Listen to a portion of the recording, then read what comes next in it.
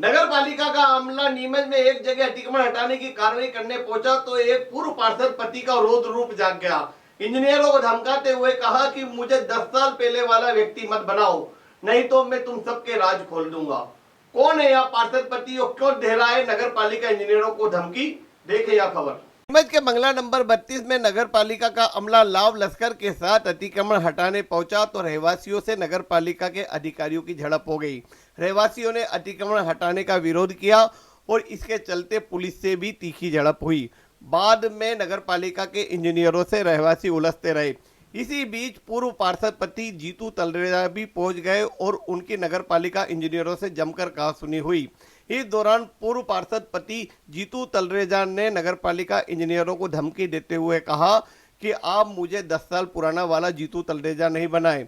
मैं बहुत अच्छी तरह से जानता हूं, अगर आपने यहां अतिक्रमण हटाया तो मैं आपके सारे कारनामों की पोल खोल दूंगा।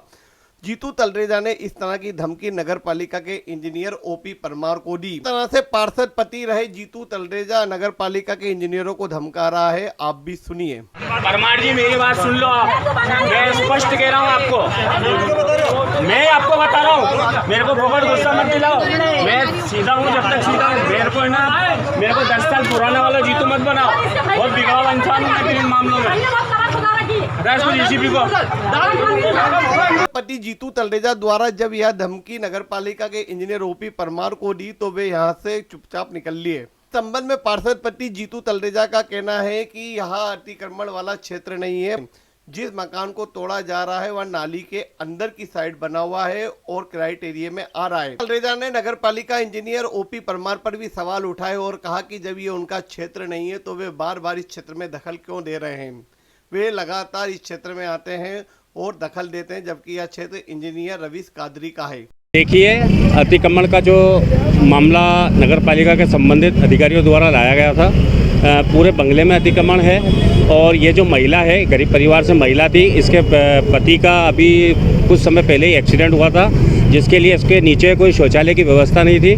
तो इसका पहले कच्चा निर्माण था जिसको इसने कर्जा लेकर जिन मकान वालों के यहाँ काम करने जाती है उन मकान वालों से रुपया कर्जा लेकर और इसने यहाँ पर हल्का सा एक 4 इंची की दीवार उठाकर और उसको ढका है।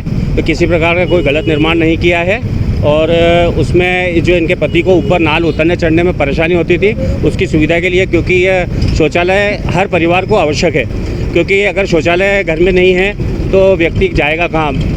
केंद्र सरकार की योजना है कि हर घर में शौचालय होना चाहिए, बाहर शौच में कोई न जाए। हमारा भी यही है कि किसी भी परिवार की बहन बेटी बाहर शौच में न जाए और किसी भी परिवार को किसी प्रकार की परेशानी ना आवे। हम भी कहीं ना कहीं जनप्रतिनिधि हैं और जनता का दुख और सुख हम समझते हैं। इसी कारण हमको भी मौके पर आज आना पड़ा और अधिकारियों को समझाइश दी और अधिकारियों ने हमें भी बताया कि बोले जीतू भैया ठीक है, अगर ये इस तरह से है तो हम चले जाते हैं। आपने उपयंत्री परमार को स्पष्ट कहा है कि मुझे 10 साल पहले वाला जीतू मत बनाओ, मैं आपकी सारी कमजोरियां और भ्रष्टाचारी जानता हूं। क्या पूरा मामला? क्या मीडिया के सामने उजागर करेंगे उन भ्रष्टाचार को?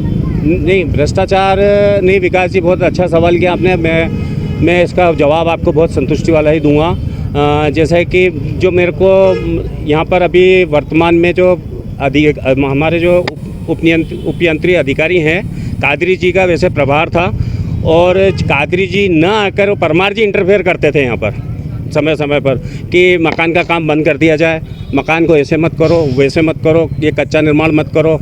क्योंकि जब ये रोड बना था उस समय भी परमार जी थे, 1.5 साल पूर्व रोड बना था इसी बंगले का उस समय भी अगर इस तरह की कोई बात थी या कुछ भी आगे पीछे करना था तो परमार जी ने उस समय आपत्ति क्यों नहीं दर्ज कराई।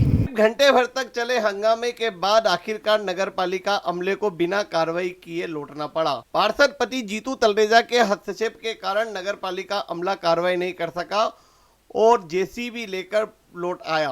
बंगला नंबर 32 में एक अवैध अतिक्रमण संबंधी शिकायत थी कि सरकारी भूमि पे मकान निर्माण कर लिया। वो अवैध अतिक्रमण मौके पे हमने पाया था, इसलिए हम आज इसको हटाने की कार्रवाई करने आए थे। इन भारी जन विरोध यहाँ पे हो रहा है और लोगों का कहना है कि पूरे बंगले में ही अतिक्रमण है, तो आप पूरे बंगले की नफ्ती करा के सभी का अतिक्रमण हटाओ, फिर हमारा भी अगर गलत आ रहा है तो उसको हटाया जावे। तो नगर पालिका ने क्या निर्णय लिया है? क्या पूरे बंगले की नफ्ती की जाएगी या नहीं, पूरे बंगले की नब्ती की जाएगी और फिर जब सभी का मतलब जो भी अतिक्रमण है उसको फिर विधिवत कार्रवाई कर हटावेंगे। आपके ओपीएमसी ओपी परमार पर भ्रष्टाचार के आरोप भी लगे हैं। नहीं, ये पार्षद ने उनको जो है कहा है कि मुझे 10 साल पहले वाला जीतू मत बनने को।